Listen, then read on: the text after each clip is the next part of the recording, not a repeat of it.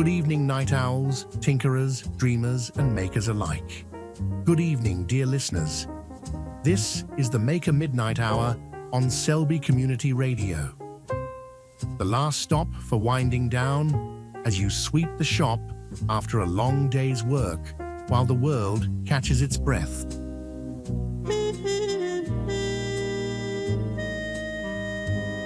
My name is your host, Perry Oates, live from our little studio here in Selby, Missouri. Population? Well, let's just say we all know each other pretty well around here. Our little Selby's one of those towns that aren't on most maps, but it's where the magic happens, especially if you're the DIY type. If you're new to the show, welcome to the Midnight Maker Hour, your bi-weekly dive into maker culture and a sprinkle of what's happening around our little corner of the Midwest. We'll be here every other Saturday at midnight, so mark your calendars, folks, and tune in again next time.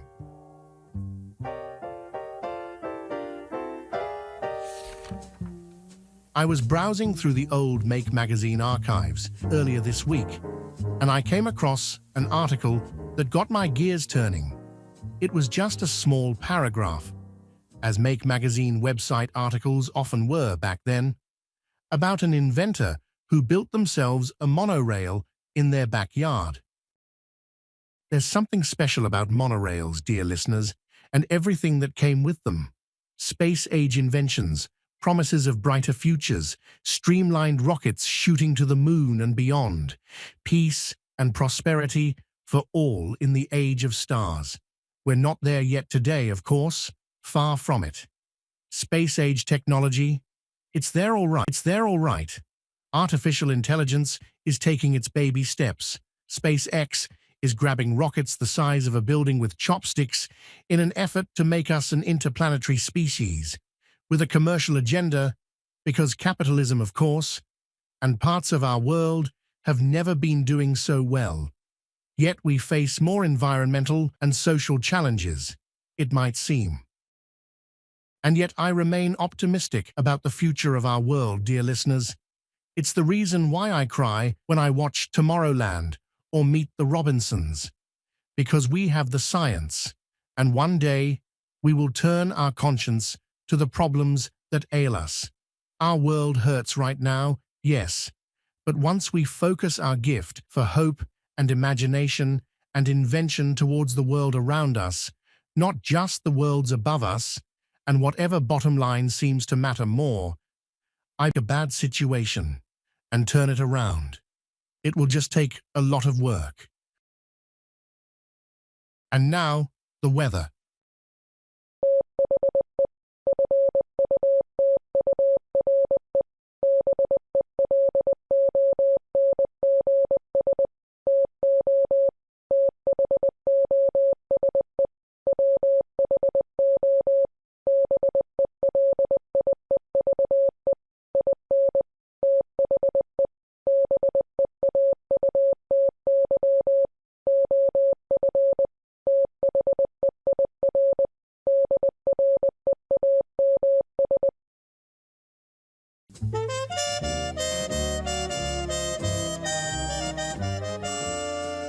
Welcome back, dear listeners.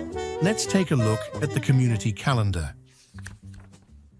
If you're in Selby this week, check the workshop on resin casting at the Rec Center. What can you do with it? How much does it cost to get started? If cured resin looks like candy, does it taste like candy? Spoiler, it doesn't.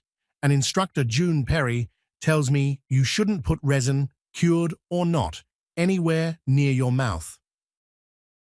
If you're open to traveling a little bit, the Hammerspace Community Shop in Kansas City, Missouri is going full force on forge classes. Welding, blacksmithing, bladesmithing, these folks got it all.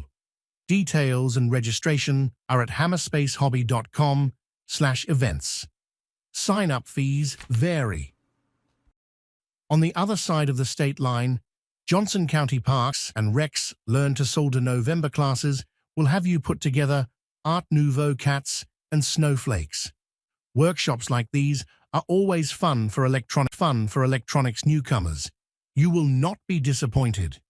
Details and registration are on the Johnson County Parks and Rec website at jace.com. Then look for Learn to Solder workshops in the activity search.